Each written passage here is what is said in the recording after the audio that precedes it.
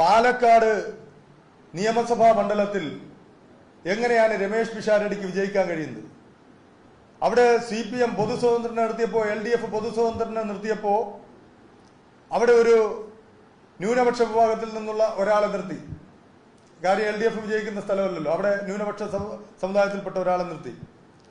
എന്നാൽ ശോഭാ സുരേന്ദ്രൻ BJPയുടെ ശക്തയായ കാൻഡിഡേറ്റ് ആണെന്ന് എനിക്ക് തോന്നുന്നുണ്ട്.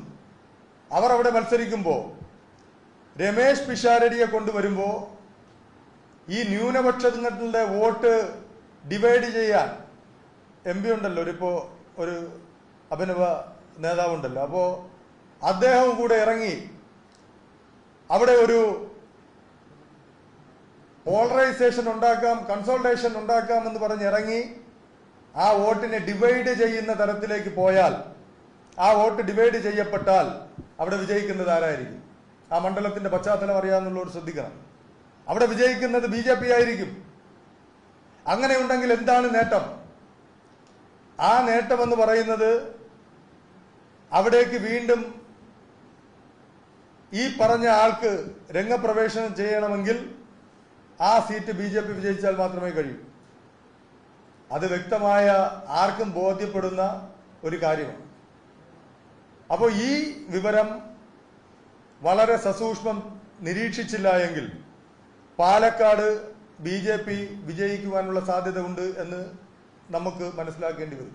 എന്തുകൊണ്ടാണ് പാലക്കാട്ടാണല്ലോ ഡീൽ ആരോപണം ഉന്നയിച്ചത്, എന്തുകൊണ്ടാണ് കോൺഗ്രസിന് പാലക്കാട് ഏറ്റവും ശക്തനായ ഒരു സ്ഥാനാർത്ഥി ഇല്ലാത്തത്? എന്തുകൊണ്ടാണ് K മുരളീധരനെ കൊണ്ടുപോയി പാലക്കാട്ട് മത്സരിപ്പിക്കാത്തത് കോൺഗ്രസ്? എന്തുകൊണ്ടാണ് രമേശ് പിഷാരടിയെ കൊണ്ടുവന്ന് പാലക്കാട് സ്ഥാനാർത്ഥിയാക്കിയത്? രമേശ് പിഷാരടി കോൺഗ്രസിന്റെ ഏറ്റവും വലിയ ശക്തനായ സ്ഥാനാർത്ഥിയാണോ? ഇപ്പോൾ ശോഭാ സുരേന്ദ്രൻ 40,000-ലധികം വോട്ടാണ് ശോഭാ സുരേന്ദ്രൻ പാലക്കാട്ട് പിടിച്ചിട്ടുള്ളത്, അല്ലേ? ശോഭാ സുരേന്ദ്രൻ BJPയുടെ ശക്തിയായ സ്ഥാനാർത്ഥിയാണ്. എന്തുകൊണ്ടാണ് BJPയുടെ ശക്തിയായ സ്ഥാനാർത്ഥിയെ നേരിടാൻ പാലക്കാട്ട് ഒരു കോൺഗ്രസിന്റെ ശക്തനായ സ്ഥാനാർത്ഥി വരാതിരുന്നത്? എന്തുകൊണ്ടാണ് നിയമമണ്ഡലത്തിലാണല്ലോ കഴിഞ്ഞ തവണ K മുരളീധരൻ മത്സരിച്ചത്? എന്തുകൊണ്ടാണ് നിയമമണ്ഡലത്തിൽ രാജീവ് ചന്ദ്രശേഖർ കഴിഞ്ഞ ലോക്സഭാ തെരഞ്ഞെടുപ്പിൽ അസംബ്ലിയിൽ വിജയിച്ചു നിൽക്കുകയാണ്? കഴിഞ്ഞ തദ്ദേശ തെരഞ്ഞെടുപ്പിലും നേമത്ത് BJPക്ക് ലീഡുണ്ട്. എന്തുകൊണ്ടാണ് രാജീവ് ചന്ദ്രശേഖരനെ പരാജയപ്പെടുത്താൻ നേമത്ത് ശക്തനായ ഒരു പോരാളിയെ കോൺഗ്രസ് രംഗത്തിറക്കാതിരുന്നത്? പക്ഷേ K മുരളീധരനെ പോലെ അല്ലെങ്കിൽ ആ നിരയിൽ നിൽക്കുന്ന ഏറ്റവും ശക്തനായ ഒരു സ്ഥാനാർത്ഥിയെ എന്തുകൊണ്ടാണ് കോൺഗ്രസ് നേമത്ത് ഇറക്കാതിരുന്നത്? അപ്പം ആരോപണങ്ങൾ അങ്ങോട്ടും ഇങ്ങോട്ടും എല്ലാം വരാം.